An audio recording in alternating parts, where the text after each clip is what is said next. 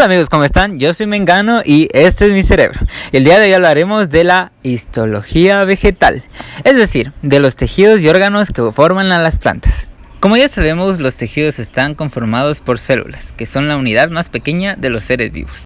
Las células vegetales son parecidas a las nuestras. Tienen un núcleo donde se encuentra el ADN, un nucleolo, mitocondrias que ayudan a su respiración celular, el retículo endoplasmático que al igual que los animales ayuda a sintetizar nuevas proteínas, lípidos y algunos azúcares que entran en la ruta vesicular.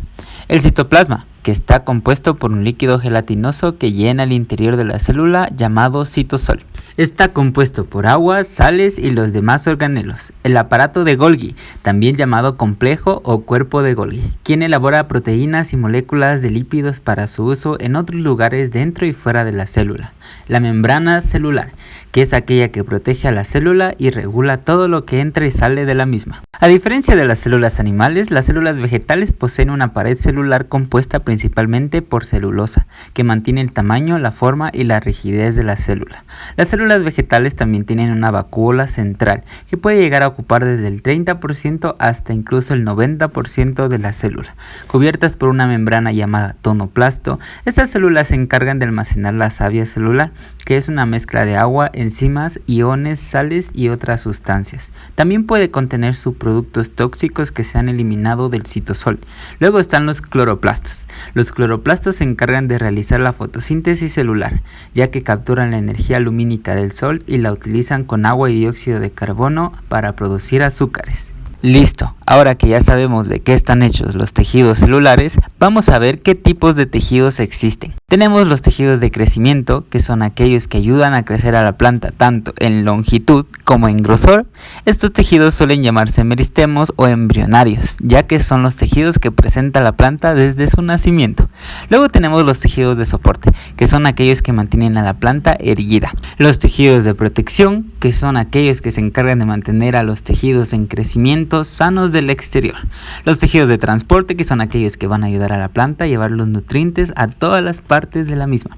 Los tejidos de relleno, que son aquellos que se encuentran entre los diferentes tejidos y órganos dentro de la planta. Y por último tenemos los tejidos de secreción, que son aquellos órganos que se encargan de segregar sustancias que la planta necesite o excretar los desechos. A los tejidos de crecimiento primario de la planta se les llama meristemos apicales. Hay tanto del tallo como de la raíz. El meristemo apical del tallo está compuesto por una zona central, capas laterales, una zona periférica, un centro organizador, la capa epidérmica, la capa subepidérmica y el corpus. También están los primordios foliares, que son aquellas hojas que están por nacer, y como no, la zona medular. Ok, ahora veamos el meristemo apical de la raíz. Es un poco diferente al del tallo. Este va a estar conformado por una zona de alargamiento formada por el procambium, que está produciendo células de crecimiento al igual que el meristemo primario, y la rizodermis, que es el equivalente a la dermis del meristemo apical del tallo, solo que es más dura. Las células iniciales que deben estar protegidas por la cofia o caliptra ubicada en el ápice de la raíz. Ahora veamos los meristemos de crecimiento secundario. Estos van a estar conformados por dos cambios. El cambio suberoso, que produce hacia afuera la epidermis, que es reemplazada por el corcho, suber o felema, que es la corteza de las plantas madereras, y hacia adentro la felodermis. Al conjunto de estos tres en las plantas madereras se denomina peridermis. Después tenemos el cambium vascular, llamado así porque va a producir a partir de este tejidos conductivos. Hacia afuera, el cambium va a producir floema, que transporta los nutrientes procesados hacia todos los lugares de la planta, y hacia adentro va a producir xilema. El xilema es el encargado de transportar masivamente el agua hacia los lugares de síntesis de la planta, es decir, que por el xilema recorre la materia prima, mientras que por el floema recorre la savia elaborada, es decir, aquella que ya lleva nutrientes. Ya hablaremos de estos dos tejidos conductivos más adelante. Y en el centro del tallo tenemos a la médula, que está ocupada principalmente por parénquima.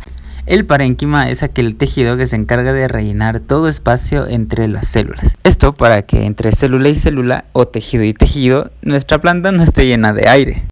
Veamos un poco más de cerca la epidermis de nuestra planta. Cabe recalcar que esta epidermis también está constituyendo las hojas de nuestra planta.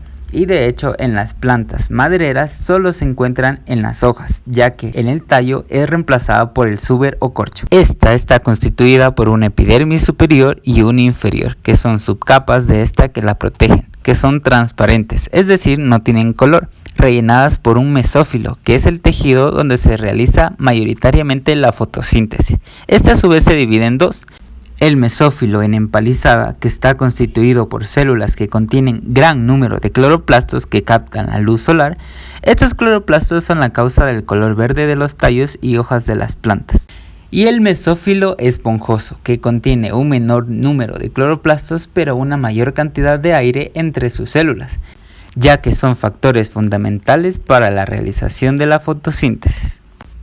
La epidermis también está protegida por un tejido llamado cutícula, a excepción de la epidermis de la raíz, ya que si no, no podría absorber agua. En el exterior contiene pelos o tricomas, cuyas funciones que desempeñan son variadas, como absorción de agua, regulación de la temperatura, dispersión de semillas y frutos o protección contra agentes abrasivos. También están presentes en la percepción de estímulos. Los tricomas glandulares además eliminan compuestos pegajosos que atrapan a los insectos o sustancias tóxicas que los irritan, matan o modifican su comportamiento.